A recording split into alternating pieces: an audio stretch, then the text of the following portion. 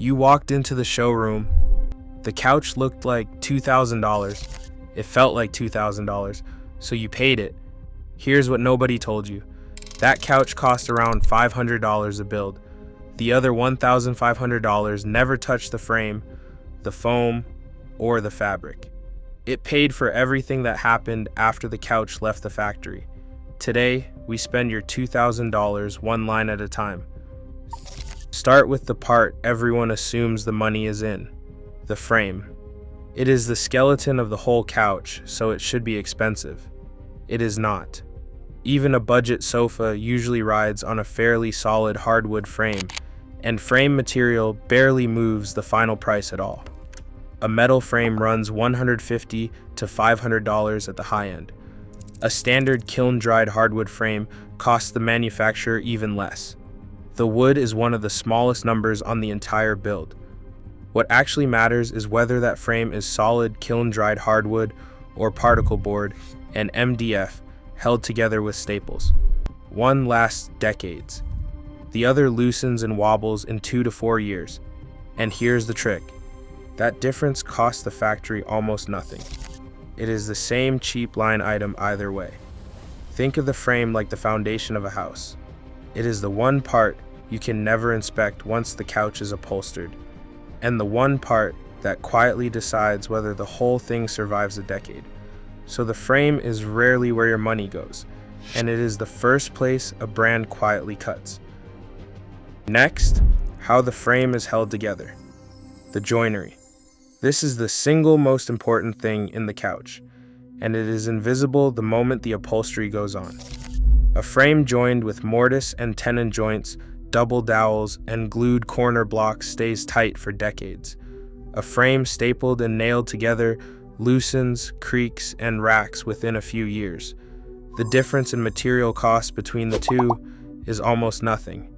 A few dollars of dowels and glue. The difference is time. Good joinery takes a skilled worker longer to build. Corner blocks, screwed and glued into each joint, cost a few dollars in material and add years of life. Leaving them out saves the factory almost nothing and costs you the couch. So when a brand cuts this corner, it is not saving on wood. It is saving on labor and passing you a frame that will fail early while charging you as if it will not. You cannot see the joints in the showroom. That is exactly why they are the first thing to disappear. Now the springs. The suspension is what holds your weight, and there are 3 ways to do it. 8-way hand-tied is the best. Individual coils tied by hand in 8 directions. Support that lasts decades without sagging. Sinuous S-springs are the mid-range standard, good for 10 to 15 years. Rubber webbing is the cheapest and the first to give out. Here's the pattern again. The springs themselves cost almost nothing. Sinuous springs are pennies of steel.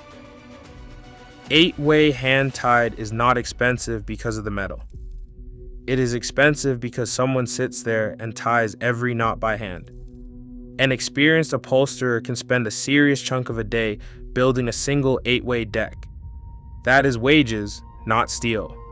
Webbing, by contrast, is stapled in within minutes, which is exactly why the cheapest couches use it. You are not paying for the spring. You are paying for the labor the spring represents. And on a mass market couch, that labor is the first thing the factory engineers out. The cushions. This is where comfort lives, and where the cheapest trick on the whole couch hides. High-density foam, enough to fill an entire sofa, costs $50 to $200. Down and feather fill runs higher, $150 to $500. Cheap polyester fiber, $20 to $100. The foam that stays firm for 15 years and the foam that sags in 2 are separated by maybe $40 of material. $40. The standard low-density foam on most sofas, around 1.8 to 2.2 pounds, feels great in the store and flattens within 2 to 3 years of real use. That is not an accident. It is a $40 decision the brand made for you and then priced as if it gave you the good stuff. And notice the upsell. Many brands will happily sell you an upgraded fill for more money, which is a quiet admission that the standard cushion was built to a price, not to last. The cushion is the cheapest place to save money and the fastest place you feel the loss. The fabric, the most visible part of the entire couch and one of the most affordable real costs on it. A 3-seat sofa takes roughly 15 to 22 yards of upholstery fabric. Basic, synthetic, and performance fabrics run $10 to $30 a yard, so the material covering your whole couch lands somewhere around $200 to $400. What actually decides whether it lasts is the rub count, a number almost no brand prints on the tag. 15,000 double rubs is the safe threshold for daily use. At that rating, you can sit on it 4 times a day, every day, for a decade before it shows wear. Below it, you get pilling and thinning in a year or 2. The number costs the brand nothing to disclose. Most simply do not. And if it is leather, the grade is everything. Full grain is the strongest cut of the hide and ages into a patina that looks better after 20 years. Bonded leather is ground up scraps glued to a backing, and it peels and flakes within 3 to 5 years, no matter how you treat it. Those two materials can sit on couches that look identical under the showroom lights. If this is changing how you read a price tag, subscribe. We take a couch apart, so you do not have to. Now the biggest real cost of all, and the one you never think about: labor. Ask anyone who actually builds furniture and they will tell you the same thing. Labor is the single largest factor in what a couch costs to make. Not the wood, not the foam. The hours of skilled hands cutting, joining, tying, stuffing, and sewing. A perfectly straight seam, a tight hand-tied spring deck, a frame that is doweled instead of stapled.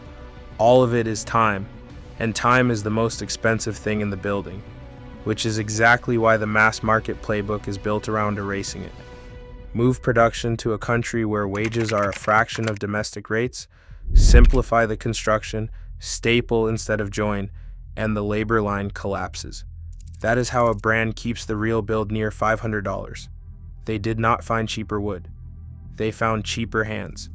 The same overseas factories often build for several brands at once. The same frame and the same foam rolling down one line under different labels and wildly different price tags. Add it all up. The frame, the joinery, the springs, the foam, the fabric, and the labor to assemble it. On a typical $2,000 couch, that whole bill of materials and build lands somewhere around $500. The mass-produced ones come in even lower, between $300 and $800 all in. Step up a tier and a mid-range build, a solid wood frame, denser foam, and durable fabric runs $800 to $2,500 to make. Only a true high-end piece with a hardwood frame, high-density foam or down, leather or performance fabric crosses $2,500. A $2,000 retail couch is almost never built to that high-end spec. It is a few $100 object wearing a high-end price. So the couch itself, the actual physical object you sit on, is roughly a quarter of what you paid. Now we account for the other $1,500. None of it touched the couch. All of it is on your receipt. Start with the markups because there are 2 of them, stacked. The factory does not sell to you. It sells to a brand, and the standard move is to roughly double the cost to cover its own overhead and profit. 500 becomes 1,000. Then the retailer does the same thing to the brand's price. 1,000 becomes 2,000. This is called keystone pricing, and the furniture industry runs on it. Markups across the category routinely land between 100 and 400% over the wholesale cost. 2 doublings, factory to brand to floor, and the couch quietly quadruples before a single customer ever sees it. Put numbers on it. A sofa that costs $400 to build commonly leaves the factory near $800 and lands on the showroom floor close to $1,600, and that is before the store adds its share. Nothing was added to the product. The price just passed through 2 more sets of hands, and each one took its cut. Then the showroom. That beautiful, well-lit, perfectly staged store is not free, and you are the one paying the rent. Retail furniture markups have to carry the building, the lighting, the sales staff, the floor models, and the inventory that does not sell. At the luxury end, this is most of the price. Restoration hardware runs cathedral-sized galleries and rooftop restaurants, and its operating margin still sits under 4% because the lifestyle eats nearly everything the markup brings in. Williams-Sonoma, the parent of West Elm and Pottery Barn, posts a gross margin around 46% across its brands. For every dollar you spend, roughly 46 cents is gross profit before a single store light is switched on. That margin is not buying you thicker wood. It is paying the rent, the catalog, the staff, and the shareholders.